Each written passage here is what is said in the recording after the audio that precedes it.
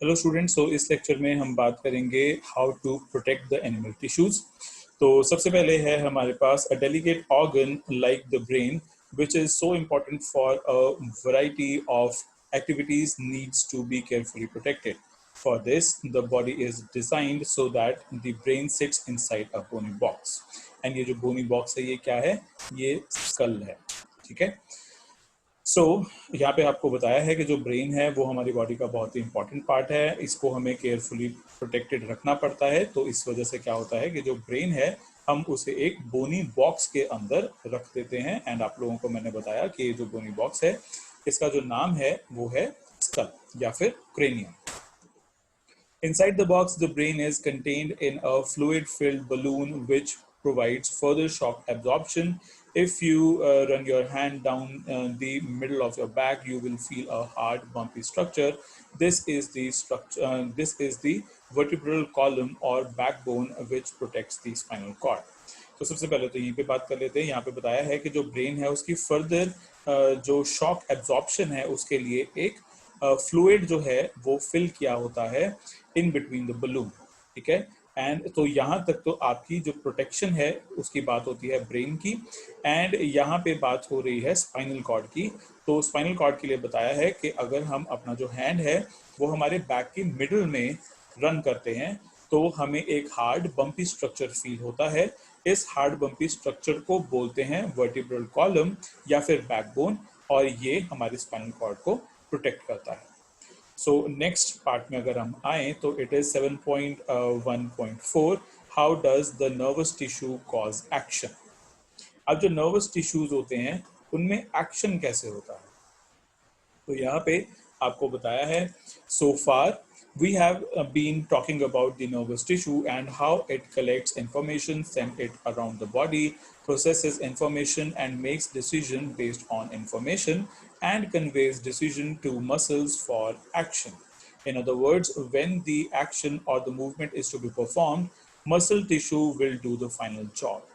तो यहाँ पे आपको बताया है कि अभी तक हमने पढ़ा है कि जो नर्वस टिश्यूज हैं वो किस तरीके से काम करते हैं, यानी कि वो इंफॉर्मेशन कैसे कलेक्ट करते हैं, इस इंफॉर्मेशन को हमारे बॉडी के अराउंड कैसे सेंड करते हैं, इंफॉर्मेशन की जो प्रोसेसिंग है, डिसीजन की फॉर्मेशन जो है, और इस एंड ये जो डिसीजन है इसको हमारे मसल्स तक कन्वे करने का जो डिसीजन है ये किस तरीके से होता है ये आप लोगों को अभी बताया, ठीक है। सो अगर हम बात करें कि फाइनल जॉब जो है इन सब इंफॉर्मेशन की वो किसको करनी होती है, तो वो मसल टिश्यू को करनी होती है। मसल टिश्यू के पास एक मैसेज आता है एंड देन इसके बाद जो मसल टिश्यू है उसको परफॉर्म करना होता है इस फाइनल जॉब को डन करने के लिए। So how do animal muscles move, जो एनिमल मसल्स है वो मूव कैसे होते हैं। When a nerve impulse reaches the muscle fiber must move. जैसे ही नर्व की इम्पल्स जो है यानी कि जो मैसेज है वो जैसे ही मसल्स तक पहुंचता है तो मसल फाइबर को मूव करना होता है। How does a muscle cell move, एक मसल सेल जो है वो किस तरीके से मूव करता है। The simplest notion of the movement at the cellular level is the muscle cell will move by changing their shape so that they shorten. अब अगर हमसे ये पूछा जाए कि ये जो सेल मसल्स हैं ये मूव कैसे करते हैं, तो हमारा सिंपलेस्ट आंसर ये होगा कि जो सेल्स होते हैं, जो मसल सेल्स होते हैं, उनके सेलुलर लेवल पे जो सेल्स की शेप है वो चेंज करनी होती है। अब अगर हम सेल्स की जो शेप है उसको चेंज करके थोड़ा शॉर्टन कर देंगे, ठीक है, तो हमारे जो सेल्स हैं वो मूव करना जो हमारे मसल्स है वो मूव करना स्टार्ट कर सकते हैं। So the next question is how do muscle cells change their shape? तो नेक्स्ट क्वेश्चन हमारे पास आता है कि जो हमारे मसल सेल्स हैं वो अपनी शेप को कैसे चेंज कर सकते हैं। The answer must lie in the chemistry of cellular components. Muscles cells have special proteins that change both the shape and the arrangement in the cell in response to the nervous electrical impulses. अब इस question का answer कि muscle cells जो हैं वो अपनी shape को कैसे चेंज करते हैं, अब इसका जो आंसर है वो भी सेल्स की केमिस्ट्री में ही है।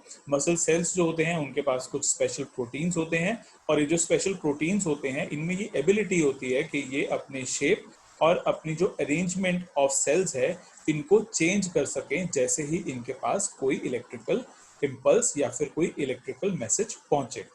So when this happens, new arrangement of these proteins give the muscle cells a shorter form.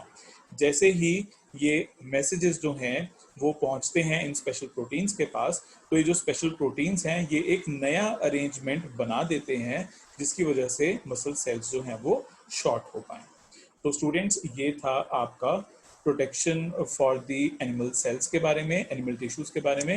And जो हमारा नेक्स्ट लेक्चर कल होगा उसमें हम पढ़ेंगे प्लांट हार्मोन्स के बारे में, control and coordination in plants के बारे में. So that's it for this video students. I will see you in the next one.